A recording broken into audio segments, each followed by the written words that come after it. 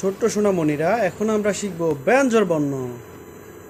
ক, খ, গ, গ, ঙ, ছ, ছ, বর্গীয় জ, জ, ঞ, ট, ঠ, ঢ, ড, মূর্ধন্য ত, থ, দ, দ, দন্তান্ন ক, খ, গ, গ, ঙ, ছ, ছ, বর্গীয় জ, জ, ঞ, ট, ঠ, ড, ড, মূর্ধন্য ত, থ, দ, দ,